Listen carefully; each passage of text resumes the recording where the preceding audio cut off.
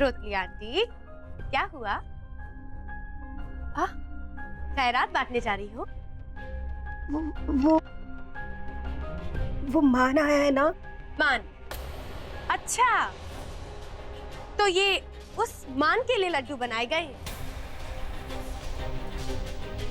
अरे भाई, उसके लिए आप लड्डू बना रही हैं जिसको 1 रुपए कमाने की अकल नहीं है। उसके लिए आप घर का घी, शक्कर सब बर्बाद कर रही हो जो इतने महंगे आते हैं। कितनी बार हमने कहा है कि हमारी मर्जी के बिना घर का एक पत्ता भी नहीं हिलेगा। उसके बावजूद आप लोगों की हिम्मत कैसे हुई ऐसा करने की?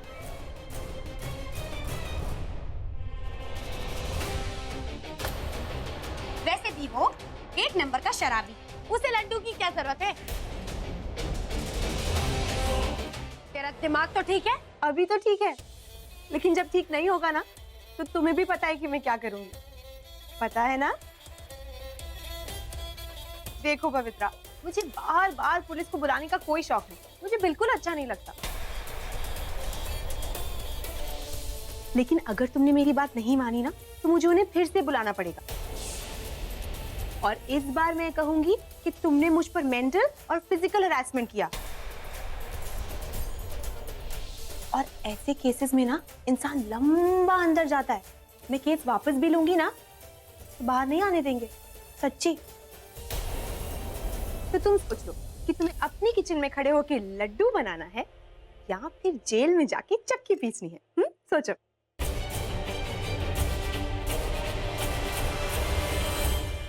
सोच लिया? आई थिंक सोच लिया। लो जाओ काम पे लगो। घूर क्या रही हो, आंखें बाहर आ जाएंगी। देखो पवित्र, जितनी जल्दी तुमने ये लड्डू बिगाड़े हैं ना उतनी ही फटाफट वापस बना दो। जो नहीं बनाए तो फिर तो तुम मुझे जानती हो। चलो लगो काम पे, चलो चलो चलो चलो चलो।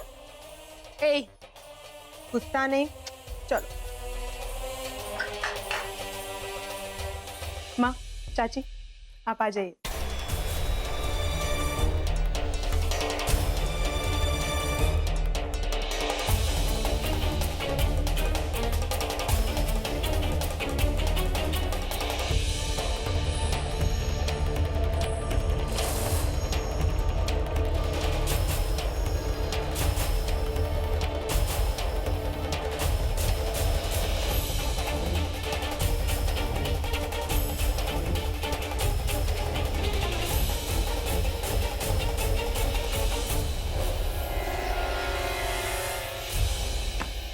चलो लड्डू तो तैयार है ना?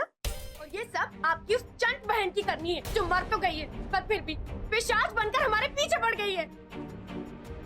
पवित्रा, अपनी जुबान को लगाम दो।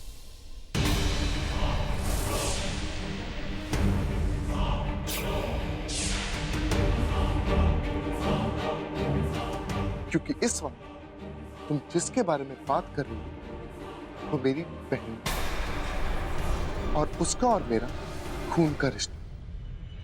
और पवित्रा, रही बात हमारे रिश्ते की, तो हमारा रिश्ता सिर्फ और सिर्फ एक समझौता है, समझी तुम? इसलिए तुम्हें कोई हक नहीं बनता कि तुम भूमि के बारे में एक शब्द भी गलत करो। और रही बात उस लड़की की, तो उस लड़की का नाटक मैं बहुत जल्द सबके सामने खत्म कर दूंगा। और आइंदा अगर तुमने मेरी बहन के बारे में कुछ भी गलत कहा ना पवित्रा, तो मुझसे बुरा कोई नहीं होगा। क्या बकवास कर रही हो तुम?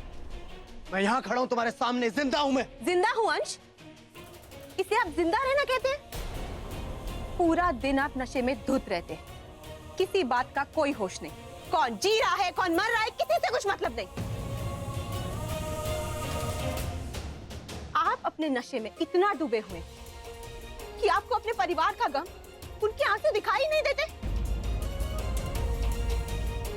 वाह, जीने का क्या तरीका निकाला। कभी सोचा है आपने कि रोज आपको ऐसी हाल में देखकर माँ और पापा पे क्या गुजरती होगी?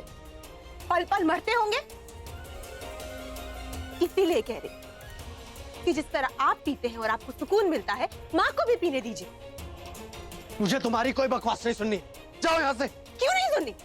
क्योंकि मैं सच बोल रही हूँ और सच बुरा लग रहा है।